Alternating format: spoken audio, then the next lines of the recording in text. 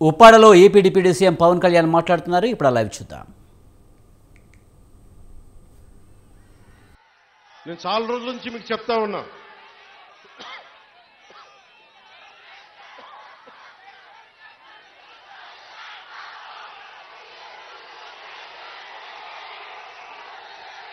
YCP గత ప్రభుత్వ నాయకులు చెప్పారు, పవన్ కళ్యాణ్ ఆంధ్రాలో ఉండడు, హైదరాబాద్లో ఉంటాడు, పిఠాపురంకి వస్తే పిఠాపురం వాస్తవ్యుడు కాదు, ఇక్కడ ఉండడు. నేను ఈ రోజున పిఠాపురం వాస్తవ్యుడిగా, సంపూర్ణ వాస్తవ్యుడిగా మారాను. ఎలా ఇందాకే ఒక రిజిస్ట్రేషన్ పేపర్ సంతకం పెట్టి ఒక 3 ఎకరాలు కొని ఇప్పుడే సంతకాలు పెట్టి వచ్చాను, రిజిస్ట్రేషన్ చేసి వచ్చాను. ఆ మాట చెప్పడానికి లేట్ అయింది, రావడానికి లేదు. నాకు ఒక్కటే, నేను మీకు అండగా ఉండే వ్యక్తిని. నేను మీరు చూడండి, మీరు నాకు గుప్పిడంత గుండె బలం ఇస్తే నాకు, నేను హిమాలయ పర్వతాలనంత బలంతో, తేజస్సుతోటి మన కూటమికే అండగా, విజయానికే మేమందరం అండగా పనిచేస్తాం. మీరు ఇచ్చిన స్ఫూర్తి. మీరు యువత ప్రతిసారి నలిగిపోతా ఉన్నారు. మన వెళ్తా అన్నా మాకు ఉద్యోగాలు లేవు, ఐటీ పరిశ్రమలు తీసుకురా అన్నా, మాకు పరిశ్రమలు తీసుకురా. ఇందాకెళ్తే దారి పొడవునా మాకు నీళ్లు రావట్లేదు. పక్కనే కేంద్రం మనకి గ్రాండ్ పథకంతో వచ్చే నీటి పథకాలు ఉన్నా, కానీ పక్కనే 50 అడుగులు కూడా లేని పక్కనే ఉన్న గ్రామానికి నీళ్లు రావట్లా. వీటి వెనక కావాల్సింది అధికార యంత్రాంగాన్ని కొంచెం ప్రేమగా మాట్లాడి, బాధ్యతగా మాట్లాడి, గౌరవంగా మాట్లాడే పనిచేసే నాయకత్వం కావాలి. నేను అధికారులకి, మన నాయకులందరికీ ఒకటే చెప్పాను, నేను ప్రభుత్వ ఉద్యోగి కొడుకుని, ప్రభుత్వ ఉద్యోగులకి మేము గౌరవిస్తాం. నాయకులందరికీ చెప్పాను, మీరు ఎమ్మెల్యేలుగా గెలిచి అధికార యంత్రాంగం మీద జులుం ప్రదర్శిస్తే మటుకు క్రమశిక్షణ చర్యలు ఉంటాయి. అధికారులకి చాలా చాలా గౌరవం ఇవ్వండి. ఒకవేళ తప్పేదైనా ఉంటే అది మాట్లాడే విధానం వేరే ఉంటుంది, కానీ మీరు గత ప్రభుత్వం నాయకుల్లాగా దౌర్జన్యపూరితంగా బెదిరిస్తే పార్టీ పరంగా క్రమశిక్షణ చర్యలు ఉంటాయని చాలా రివ్యూ మీటింగ్లో చాలాసార్లు చెప్పాను నేను వాళ్ళకి. ఎందుకంటే నోరు మంచిదైతే ఊరు మంచిది అవుద్దంటారు. నేను ఒక అధికారి దగ్గరికి వెళ్ళి మీకు నీటికి రావాలి అంటే చొక్కా పట్టుకునో బూతులు తిడితే ఎవరు మాట్లాడతారు? మాట్లాడాలి, వాళ్ళ కష్టం కూడా అర్థం చేసుకోవాలి, వారి కష్టాలను కూడా అర్థం చేసుకునే మాట్లాడాను. అందుకని నేను ప్రప్రథమంగా మీకు ఇచ్చిన హామీలు, తాగునీరు, సాగునీరు, విద్య,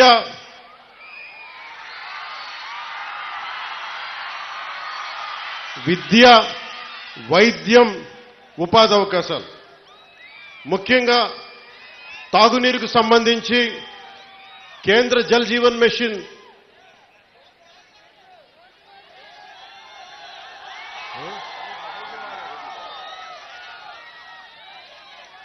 నేను పదవి తీసుకొని 4 రోజులు కూడా కాల. రోడ్లు కదా అన్ని చేద్దాం, ఏది నా దృష్టిలో లేకుండా లేదు. ఒక ఆడబిడ్డ, ఒక తల్లి వచ్చి, అన్న నా బిడ్డ 9 నెలల నుంచి కనిపించట్లేదు, నా బిడ్డ 9 నెలల నుంచి కనిపించట్లేదు, 2 రోజులు దాటితేనే ఇంక దొరకదని చెప్తారు, మర్చిపోండి మీ బిడ్డనని చెప్తారు ఉన్నత పోలీసు అధికారులు. అలాంటిది 9 నెలలు అయిపోతే దొరుకుద్దా లేదా అనేది నా గుండె ఇలా కొట్టుకుంది. ఆ తల్లి ఏడుపు గుండె వేదన పెట్టేసింది. వెంటనే దీనికి మన చైర్మన్ కేకే గారిని అడిగాను, మీరు వెళ్ళి వెంటనే తీసుకెళ్లి విజయవాడ మాచవరం సిఐ గారి దగ్గరికి వెళ్ళి మాట్లాడండి అంటే, కమిషనర్ గారితో మాట్లాడాను.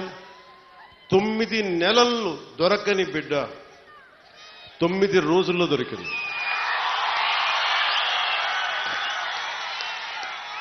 నేను ఈ 9 రోజులు నవరాత్రులాగా అయిపోయినాయి నాకు. ఆ బిడ్డ దొరుకుద్దా లేదా తల్లిని ఒకటే వేడుకున్నా. తల్లి ఒక ఇంట్లో పెంచిన ఆడబిడ్డ ఎటు వెళ్ళిపోయిందో తెలియదు. ఆ బిడ్డ దొరికే వరకు చూడు తల్లి అని చెప్పి ప్రతిరోజు రాత్రి ప్రార్థించాడు. నా ప్రార్థనలు ఆంధ్రప్రదేశ్ పోలీస్ శాఖ సమర్థత, ధైర్య సాహసాలు, వారి అపార నైపుణ్యం కేరళలో చూశారు, బెంగళూరులో చూశారు. ఎక్కడ భీమవరం, ఎక్కడ విజయవాడ, ఎక్కడ జమ్మూ అండ్ కాశ్మీర్. ఆ బిడ్డ జమ్మూ అండ్ కాశ్మీర్లో దొరికింది.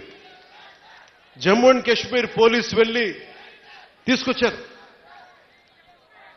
ఇదే 30,000 మంది ఆడబిడ్డలు అదృశ్యం అయిపోతే ఒక్కరు మాట్లాడలే గత ప్రభుత్వం. మీరు ఎందుకు చెప్తున్నానంటే, మీరు పిఠాపురం పెద్దలు, యువత, సమస్త ప్రజానీకం, తల్లులు, ఆడపడుచులు ఒక్క వ్యక్తి వెంట మీరు నడిస్తే, మేమందరం కలిసి ఒక కూటమినే గెలిపిస్తే, మీరిచ్చిన బలం 9 నెలలు దొరకక, బిడ్డ దొరకక, ఆచూకీకి దొరకక, కడుపు ఉండలు జుట్టుకుపోయి పడుతున్న ఒక మాతృమూర్తికి మీరు ఆనందం కలిగించారు. మీరు ఇచ్చిన నిలబడినందుకు మీకు జోహార్లు, మీకు మీ అందరికీ ధన్యవాదాలు. అంటే ఇది 9 నెలలు దొరకంది 9 రోజుల్లో దొరకగలిగింది అంటే పోలీసింగ్లో తప్పు లేదు, వ్యవస్థలో తప్పులు లేవు, వ్యవస్థని నడిపించే నాయకత్వంలో తప్పు ఉంది. సరైన నాయకత్వం గనక రాష్ట్రాల్లో ఉంటే ఇలాంటి సమస్యలు చాలా తక్కువలో ఉంటాయి. నా దాకా మొన్న ఉన్నతాధికారితో మాట్లాడుతున్నా, మీ దాకా వచ్చి దాదాపు ఒక ఐజీ స్థాయి అధికారి చెప్తా ఉన్నారు, మీ దాకా వచ్చి సమస్య పరిష్కారం అయిందంటే కింద స్థాయిలో వ్యవస్థలు సరిగ్గా మీ అంత బలంగా పనిచేయట్లేదు, అది మేము కూడా సరిదిద్దుకోవాలని ఒక ఐజీ స్థాయి అధికారి చెప్తుంటే నాకు నిజంగా చాలా ఆనందం కలిగింది. ఆ మార్పు వచ్చింది. ఒక్కొక్క ఎమ్మెల్యేకి నాకు 70,000 నేను అనుకున్నాను, అందరూ అనుకున్నారు.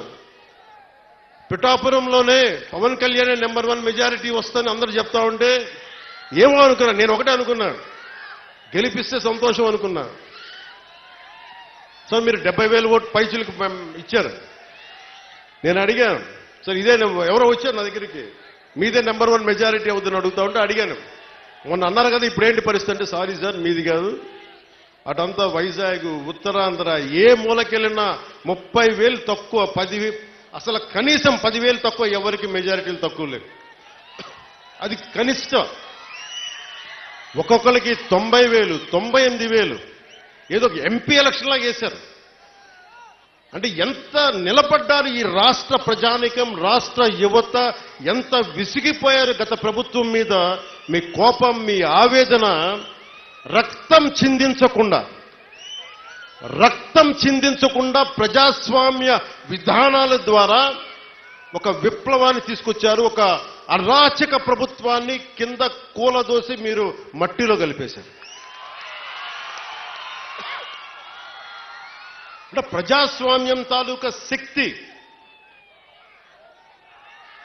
నాయకుల్లో గనక శక్తి సమర్థత